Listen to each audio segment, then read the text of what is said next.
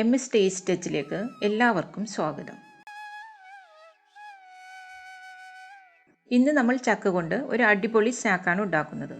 നല്ല ടേസ്റ്റിയായ ഒരു റെസിപ്പിയാണിത്. ഉണ്ടാക്കാനും വളരെ എളുപ്പമാണ്. ഇതിന് 1 കപ്പ് പച്ചരി വേണം.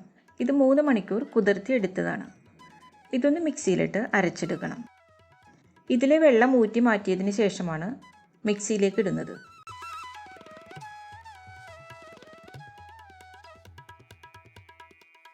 പതിനഞ്ച് ചക്കച്ചുള കുരുകളഞ്ഞെടുത്തിട്ടുണ്ട്.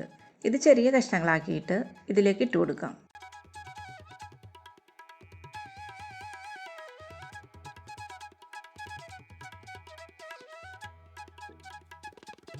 ഇനി അരക്കപ്പ് തേങ്ങ ചിരവിയതും 6 ഏലക്ക തൊലി കളഞ്ഞതും 1 ടീസ്പൂൺ നല്ല ജീരകവും ചേർത്ത് ഇതൊന്ന് അരച്ചെടുക്കാം. അരച്ച് നോക്കിയിട്ട് വേണമെങ്കിൽ വെള്ളം ചേർത്താൽ മതി. നമുക്കിത് നല്ല തിക്കായിട്ടുള്ളൊരു ബാറ്ററായിട്ടാണ് വേണ്ടത്. ഇത് ഞാൻ അരച്ച് നോക്കിയപ്പോൾ കുറച്ച് വെള്ളം കുറവുണ്ട്. ഇതിലേക്ക് 3 ടേബിൾ സ്പൂൺ വെള്ളവും കൂടി ചേർത്ത് ഒന്നുകൂടി ഒന്ന് അരച്ചെടുക്കാം. ഇതിപ്പോൾ നന്നായിട്ട് അരച്ചെടുത്തിട്ടുണ്ട്. നമുക്കിത് ഈ ബൗളിലേക്ക് മാറ്റാം. നമുക്കിതിലേക്ക് ശർക്കര പാനി കൂടി ചേർക്കാനുണ്ട്. ആദ്യമേ തന്നെ ഇതിലേക്ക് അധികം വെള്ളം ഒഴിച്ച് അരക്കരുത്. അങ്ങനെ വെള്ളം ഒഴിക്കുമ്പോൾ ഇത് കൂടുതൽ ലൂസായി പോകും. ഇനി നമുക്ക് ശർക്കര മെൽറ്റ് ചെയ്തെടുക്കാം. 200 ഗ്രാം ശർക്കര ഒന്ന് പൊടിച്ചെടുത്തിട്ടുണ്ട്.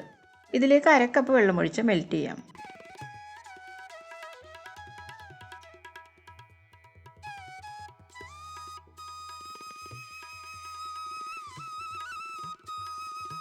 ശർക്കര മെൽറ്റ് ആയിട്ടുണ്ട്. ഇത് അരിച്ചതിന് ശേഷം ചൂടോടുകൂടി തന്നെ നമുക്ക് ഈ ബാറ്ററിലേക്ക് ഒഴിച്ചു കൊടുക്കാം. നന്നായിട്ട് മിക്സ് ചെയ്യാം.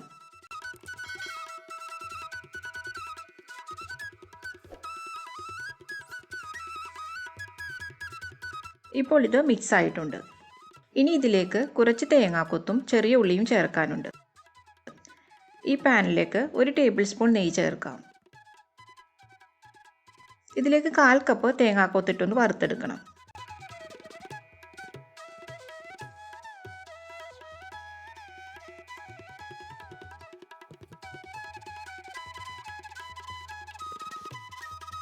ഇത് ഫ്രൈ ആയിട്ടുണ്ട്. ഒരു പ്ലേറ്റിലേക്ക് മാറ്റാം.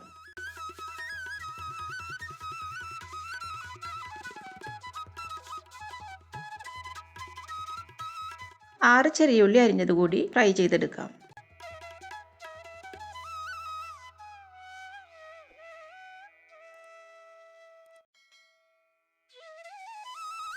ഇതൊരു ഗോൾഡൻ കളർ ആയിട്ടുണ്ട്. ഇതും മാറ്റി വെക്കാം. ഇനി ഈ ബാറ്ററിലേക്ക് 1/4 ടീസ്പൂൺ ഉപ്പ് ചേർക്കാം. 2 നുള്ളി സോഡാപ്പൊടി കൂടി ചേർക്കാം. ഇനി വറുത്ത് വെച്ചിരിക്കുന്ന തേങ്ങാക്കൊത്ത് ഇട്ട് കൊടുക്കാം. ഇതിൻ്റെ പകുതി മാത്രം ചേർത്താൽ മതി. ഇനി ഉള്ളി ഫ്രൈ ചെയ്തത് നെയ്യോടുകൂടി തന്നെ ചേർത്ത് നന്നായിട്ട് മിക്സ് ചെയ്യാം.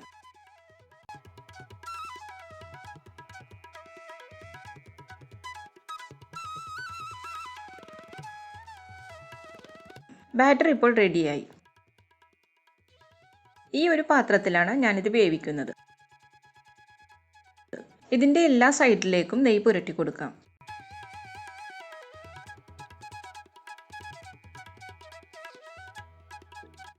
ബാറ്റർ നന്നായി മിക്സ് ചെയ്ത് ഇതിലേക്ക് ഒഴിക്കാം.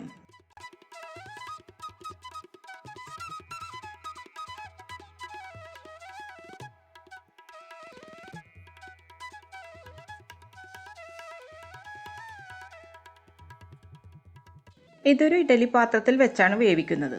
ഇതിൽ കുറച്ച് വെള്ളം വെച്ചിട്ടുണ്ട്. ഇത് ഇപ്പോൾ തിളച്ച് നന്നായിട്ട് ആവി വരുന്നുണ്ട്. ഇതിലേക്ക് ഇത് വെച്ച് കൊടുക്കാം.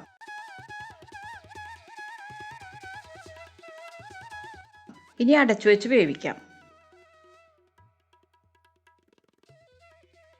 2 മിനിറ്റ് വേവിച്ചതിന് ശേഷം ബാക്കി തേങ്ങാക്കൊത്ത് ഇതിൻ്റെ മുകളിലായി ഇട്ട് കൊടുക്കാം.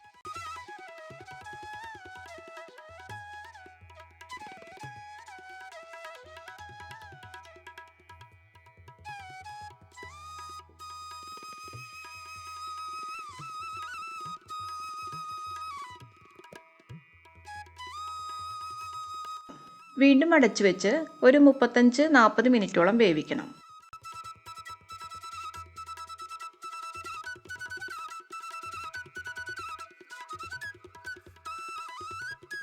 ഇതിപ്പോൾ വെന്തിട്ടുണ്ട്. ഇത് നന്നായി ചൂടാറിയതിന് ശേഷം നമുക്കൊരു പ്ലേറ്റിലേക്ക് മാറ്റാം.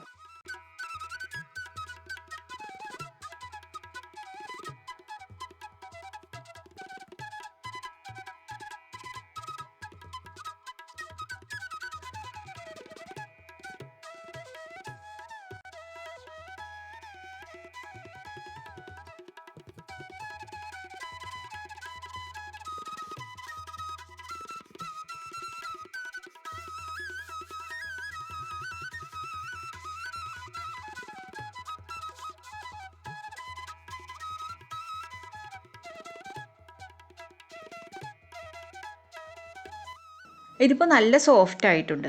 അതുപോലെ നല്ല ടേസ്റ്റുമാണ് ഇത് കഴിക്കാൻ. എല്ലാവരും ഉണ്ടാക്കി നോക്കി ഫീഡ്ബാക്ക് അറിയിക്കണം. ഈ വീഡിയോ ഇഷ്ടപ്പെട്ടാൽ ലൈക്ക് ചെയ്യാനും ഷെയർ ചെയ്യാനും സബ്സ്ക്രൈബ് ചെയ്യാനും മറക്കരുത്. താങ്ക്